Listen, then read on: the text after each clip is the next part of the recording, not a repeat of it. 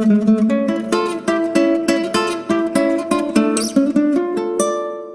guys, welcome you all at the MS tutorial. Hope you all doing good. इस video में मैं आप सबको अल्ट्रासोनिक मशीनिंग के बारे में बताने जा रहा हूँ।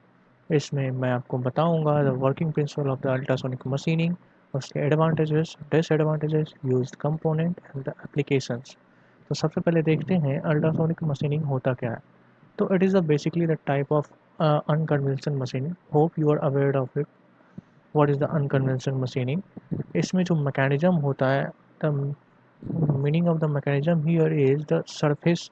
जो भी हमारा वर्क पीस है, वर्क पीस के ऊपर के जो भी मशीनिंग होते हैं पार्ट्स मटेरियल, उसका जो प्रोसेस होता है वो ये तीन प्रोसेस होते हैं नॉर्मली। सबसे पहले इरोजन होता है उस सरफेस पे, उसके बाद उस सरफेस का ब्रिटल फ्रैक्चर होता है, एंड देन ये फ्लश्ड आउट हो जाता है सारे मशीनिंग की वजह में material with the help of the water flow. यहाँ पे मैंने स्लरी लिख दिया है, स्लरी के साथ साथ वाटर का भी फ्लो करवाते हैं।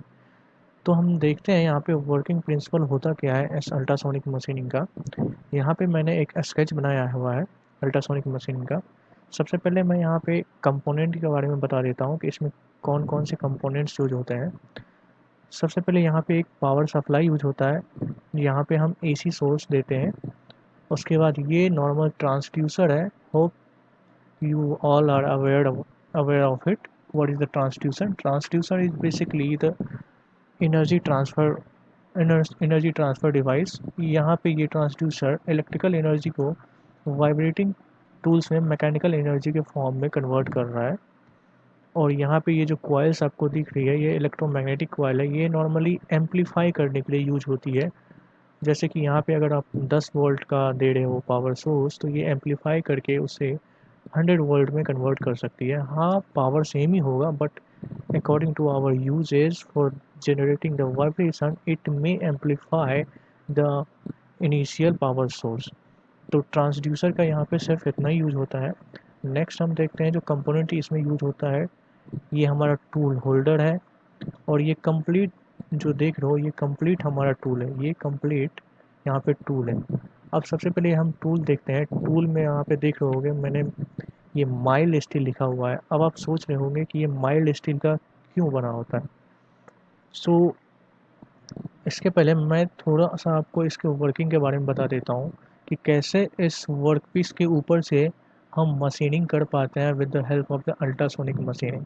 तो सबसे पहले जैसे ही हम यहाँ पे पावर सप्लाई को ऑन करते हैं, हमारा इलेक्ट्रिकल एनर्जी ट्रांसड्यूसर के थ्रू कन्वर्ट होकर मैकेनिकल एनर्जी के फॉर्म में इस फॉर्म टूल के पास आता है।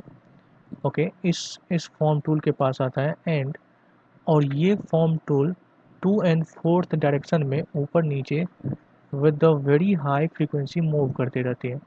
इसकी जो फ्रीक्वेंसी होती है नॉर्मली 20 किलो हर्ट्ज से लेके 30 किलो हर्ट्ज के बीच में होती है। ठीक है। So the after the impacting the all the repetitive impact on the work piece, हमारे वर्क पीस के ऊपर में धीरे धीरे इरोजन स्टार्ट हो जाता है। अब यहाँ से सबसे इम्पोर्टेंट बात यह है कि हम डायरेक्टली इस फॉर्म टूल का डायरेक्टली हम यहाँ पे इम्पैक्ट नहीं करवाते हैं इस वर्क पीस में। हम इस फॉर्म टूल और वर्क पीस के बीच में एब्रेसिव स्लरी का यूज करते हैं। एब्रेसिव स्लरी, और इसके साथ साथ वाटर जेट का भी यूज कर सकते हैं। मैं इसका यूजेज बताता हूँ यहाँ पे क्यों यूज करते हैं। बिकॉज अल्ट्रासोनिक मशीनिंग में इम्पैक्ट के साथ साथ इस एब्रेसिव स्लरी का यूज करके यहाँ पे जो भी हमारा वर्क पीस है, इस वर्क पीस में जो हम मशीनिंग करना चाहते हैं वेरी हाई फ्रीक्वेंसी के साथ इम्पैक्ट डालते हैं। और जैसे ही यहाँ पे इम्पैक्ट डालते हैं, सबसे पहले इस वर्क पीस के ऊपर पे इरोजन स्टार्ट होता है। इरोजन का मीन्स यहाँ पे जो भी हमारे मटेरियल्स के पार्टिकल्स होते हैं वो धीरे धीरे इरोड होना स्टार्ट होते हैं, और उसके बाद सडन यहाँ पे ब्रिटल फ्रैक्चर हो जाता है। ओके। अब यहाँ पे ब्रिटल फ्रैक्चर होता है, तो आप यहाँ से कॉमन सेंस लगा सकते हो कि आप यहाँ पे वर्कपीस जो भी उस वर्कपीस में आप डक्टाइल मटेरियल नहीं यूज कर सकते हैं। अगर ये वर्कपीस डक्टाइल मटेरियल का बना होगा तो इम्पैक्ट के साथ साथ ये मेलिएबल होता है। क्योंकि डक्टाइल मेलिएबल होता है तो ये अंदर धंस जाएगा। ठीक है, ये हमारा मशीनिंग होके बाहर नहीं आएगा पार्ट्स। जितना भी यहाँ पे यहाँ पे मटेरियल है वो नीचे एक होल होल टाइप का बन जाएगा, बट वो डिस्टॉर्ट हो जाएगा शेप कम्प्लीटली। तो यहाँ पे आप सिर्फ और सिर्फ ब्रिटल मटेरियल का ही वर्क पीस यूज करते हो, ये कर सकते हो मशीनिंग के लिए। तो ये इसका सिंपल सा प्रोसेस होता है। ये इलेक्ट्रिकल एनर्जी को वाइब्रेटिंग एनर्जी के थ्रू मैकेनिकल एनर्जी में कन्वर्ट करके इम्पैक्ट डालते हैं हम फॉर्म टूल के हेल्प से, और फॉर्म टूल और वर्कपीस के बीच में एब्रेसिव स्लरी देते हैं। स्लरी क्या करता है, जितना भी हमारा इम्पैक्ट है उसको लोकलाइज बनाता है। जो स्लरी पार्टिकल्स होते हैं वो बहुत छोटे छोटे होते हैं, जिसके वजह से फॉर्म टूल का सारा इम्पैक्ट लोकलाइज हो जाता है और वर्क पीस पे वो ज़्यादा हाई इंटेंसिटी से इम्पैक्ट करता है, जिसके वजह से इरोजन हो जाता है। यहाँ पे वर्किंग प्रिंसिपल आप देख सकते हो, pressure applied by the vibrating tool can be controlled by the electric current with the help of the transducer. तो यहाँ पे जो ट्रांसड्यूसर होता है वो हमारा पीजो इलेक्ट्रिक ट्रांसड्यूसर जो है वो हमारा पीजो इलेक्ट्रिक मटेरियल का बना होता है। Hope you are aware about it what is the piezo electric material. मैं इसके बारे में डिटेल नहीं जाऊँगा।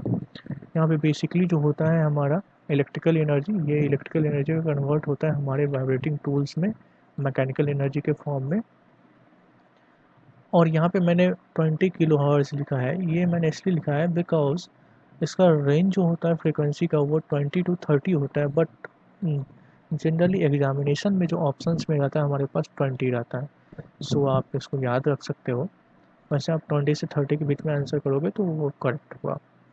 सो ये हमारा कंप्लीट वर्किंग था। अब मैं यहाँ पे आपको एक्सप्लेन करता हूँ कि ये टूल होल्डर जो है, यहाँ पे टूल होल्डर माइल्ड स्टील का क्यों बना होता है। आप सबको पता होगा माइल्ड स्टील बहुत ही डक्टाइल होता है।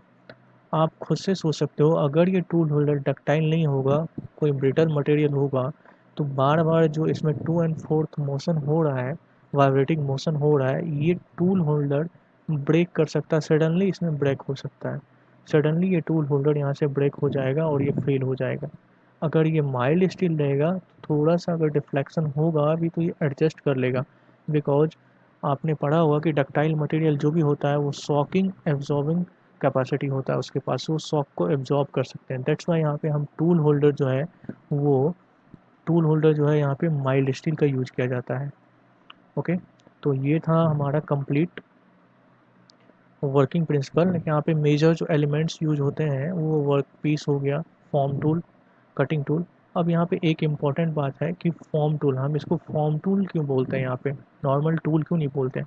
हम यहाँ पे फॉर्म टूल इसलिए बोलते हैं, जिस भी शेप का आप मशीनिंग करना चाहते हो इस वर्क पीस पे, आपको टूल भी उसी शेप का लेना पड़ेगा। आप बोल सकते हो कि इच्छाधारी टूल, सर इसको इच्छाधारी टूल बोल के भी पढ़ाते थे। सो इच्छाधारी टूल इन द सेंस मतलब ये होगा जिस शेप का आप मशीनिंग करना चाहते हो वर्क पीस के ऊपर, टूल का शेप भी आपको उसी शेप का लेना पड़ेगा।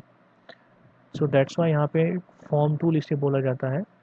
नेक्स्ट देखते हैं इसमें एब्रेसिव स्लरी। अब जो छोटे छोटे पार्टिकल्स होते हैं वो जो है नॉर्मली ये CBN होते हैं, Al2O3, और ये सिलिकॉन कार्बाइड होगा। यहाँ पे मैंने गलती से ऑक्साइड लिख दिया है, ये सिलिकॉन कार्बाइड होगा। CBN के बारे में आपको पता होगा, कार्बन बोरोन नाइट्राइल होता है, और ये एल्यूमिनियम ऑक्साइड होता है, and this is the silicon carbide.